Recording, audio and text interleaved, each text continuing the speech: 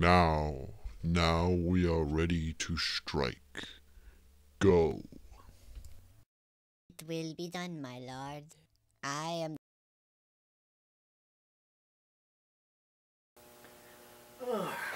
Well, now we are finally getting finished with this franchise.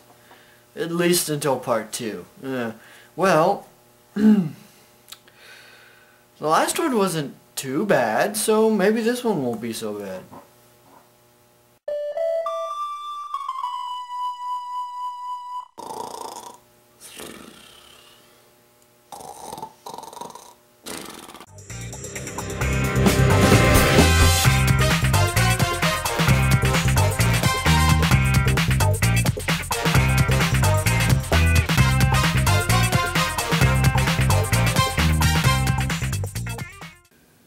Breaking Dawn Part 1. Okay, I have never actually fallen asleep during a movie.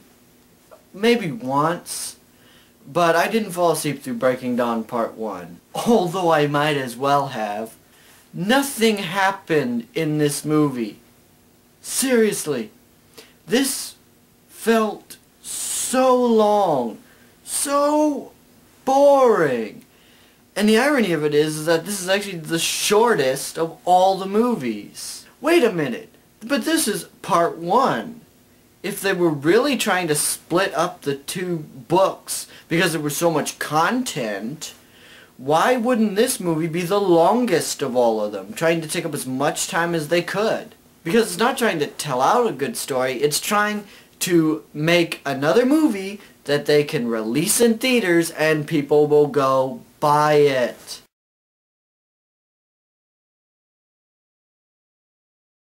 There is nothing quite as wonderful as money, money, money, money. There is nothing like a newly minted pound. Money, money, money, money. Everyone must hanker for the butchness of a banker. It's accountancy that makes the world go round, round, round, round. The same thing that Harry Potter and the Deathly Hallows Part 1 and Part 2 are doing. Yes, yes, and I know every Harry Potter fan is going to cry foul going, there's so much content in the book that they couldn't put it in the movie and it work. Bull crap. There is no length of time that your movie has to run.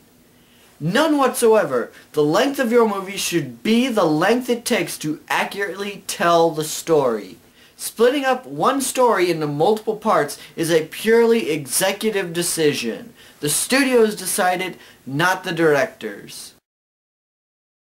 The only exception I could ever see to that working would be the Tolkien series. Which is why I'm not crying foul with Peter Jackson splitting up The Hobbit into 3 movies. It's the shortest of all of them, but it's also part of a huge, expansive lore that you could easily devote a whole bunch of time to in several movies. But I'm not here for The Hobbit, that's for a rant on another day. I'm here about Breaking Dawn Part 1. What actually happened in this movie?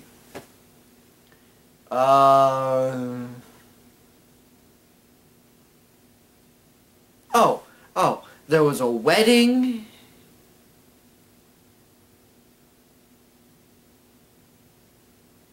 And then a baby. That's what I remember. Okay, yeah. In between the rampant montages. Oh, and you thought the montages in the other ones were bad. This one had a montage every 5 minutes. Let me just give you guys an example. This is in an entirely 20-minute span. We have a pre-sex montage where Bella gets all dressed up and ready to have the sex. There's a sex montage which lasts for about 5-6 minutes and it's them having sex. Then we have an after-sex montage where it's her trying to spend the entire rest of the honeymoon trying to get more sex. At least they've acknowledged why Bella is wanting any of this in the first place. Although the whole concept of them doing it, well, she's human, wasn't that the whole point of him not doing it in the last movie. Just a thought. Also, a new plot hole. Apparently Carlisle owns this island off the coast of Rio de Janeiro. Okay, a private island in one of the most beautiful countries in the world. They apparently have shown that they have enough money that they can take flights to wherever they go. In fact, they even show a private jet in this movie. So obviously the Cullens are raking it in. Question: why wouldn't you just perpetually stay on this tropical island, have animals shipped to you, just like say you're hunting them, you're making a hunting reserve, and just stay on the island perpetually? You'd never have to leave. You could start your own country on that island. Thus, Twilight would never happen. But seriously, nothing happened. I'm gonna harp on that, because if this is supposed to be a first part of 2 parts, there's nothing in this movie. This could have easily been put in to one movie. Whatever happens in the other one, it doesn't matter. That other one could have been put into this one if they had cut all the stupid montages. Throughout the entire movie, all I could think of saying was, do something! Do something! Do something! And I'm serious. That was all I could think of. What about the characters? Well, the characters are better-ish. I mean, Bella is now staying at least loyal to Edward, I will say that. One thing I didn't like: Jacob imprinting. Throughout most of the movie, Jacob is fine. In fact, Jacob is pretty awesome throughout most of this movie. Him finally stepping up, growing a pair, and going out, that was kind of interesting. Him imprinting on a 3-minute-old baby, that's not cool. All I could think of is that now the cycle of necropedobestiphiliality has finally come to fruition. Thank you, Helen, for coming up with that word. I've been waiting 4 films to be able to use that. And I needed to wait until this one, because this is when the creepy stuff finally came in. Granted, they try really hard to hide it, but you're not fooling anyone, movie. We know what is implied with imprinting. There is one other thing I can say that was really good, and that was the makeup to make Bella look dead. Good God, she looked spectacular. By which I mean she looked god-awful, even more so than usual. Boom!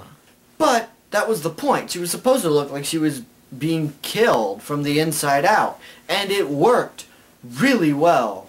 Granted, I wasn't moping or feeling sad for Bella at all. In fact, throughout most of the movies I was going, yeah! Woo! Yeah! Because, you know, I have no love for this character whatsoever. I could care less what happens to her. But if the makeup on her was good, the CGI on the baby, that was nightmarish. How bad that CGI was. And I know you couldn't actually get a real baby to do that, but you're telling me that that was the best CGI baby you could do?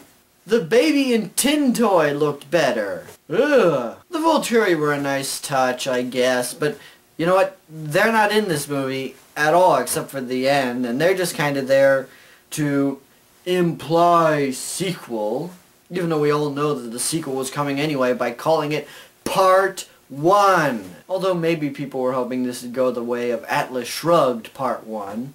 So while it seems that I don't have a whole lot to say, that's primarily because there's not a whole lot to talk about. This movie has nothing.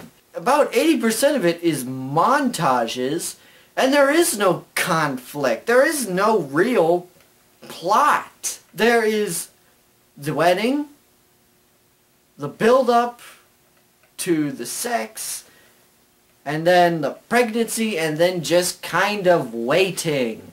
There is no conflict. There are no bad guys. Okay, there are bad guys, but that gets resolved like in the cheapest way possible.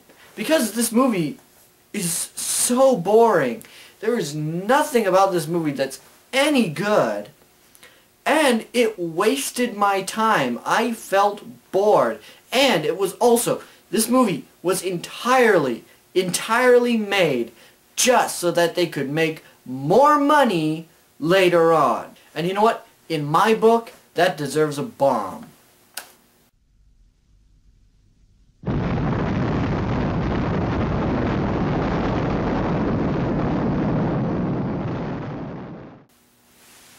Well, at least the Twilight Saga is over. Now, I can finally get on to Rick... Whoa. Who are you, and how did you get in here? I am the Twilight Ninja, defender of this film franchise. Right. And I have been hired to eliminate you. I am sick of you making fun of this film series. I love it, and I will do anything to protect it. You have made enemies, and now you will be eliminated. Okay, I'll play along. How exactly are you going to do that? Well, originally I was gonna have this huge, big, elaborate, bombastic fight, but I remembered how cheap this show is, so I just thought, you know what? I have this gun here. Whoa, buddy. You don't need to pull the gun. We can work this out, right? Goodbye. Fooled you! Ha! Ha. Now I have some questions for you. No, Who sent you? the Overlord sent me. Who is the Overlord? I don't know. I don't know who the Overlord is. Nobody does. No. Dude! This thing isn't even loaded! It's... Subs, hold this guy. Luckily I have some ammo for this.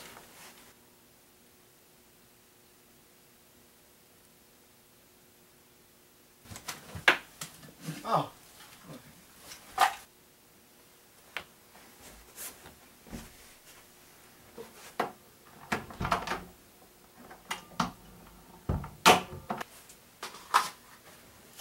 Well, alright. Alright, I got it. Where is he? Dude, you let him get away? Fine. Well, whoever he is, he works for some pretty powerful people. I mean, this guy is serious. This kind of weapon, this guy was not kidding around. I'm gonna need some help. Alright, subs, we're gonna get you a body, and we're gonna figure out a way and find out who this Overlord guy is. 'Cause he is some serious business. Forgive me, Master. I should not have given such an important assignment to the Twilight Ninja. Do not worry, servant. I did not intend nor expect for the Twilight Ninja to defeat Joe. I merely wished for a message to be delivered, and it was delivered beautifully. Who is the Overlord? Who is the Overlord? Who is the Overlord?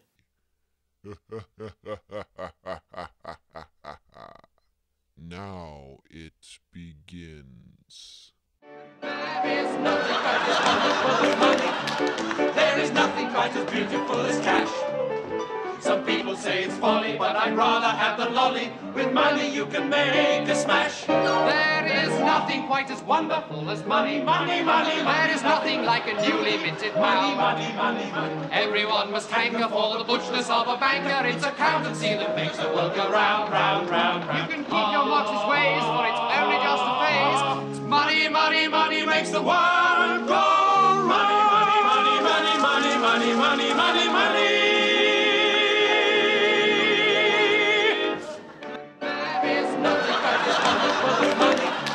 There is nothing quite as beautiful as cash. Some people say it's folly, but I'd rather have the lolly. With money you can make a smash. There is nothing quite as wonderful as money, money, money.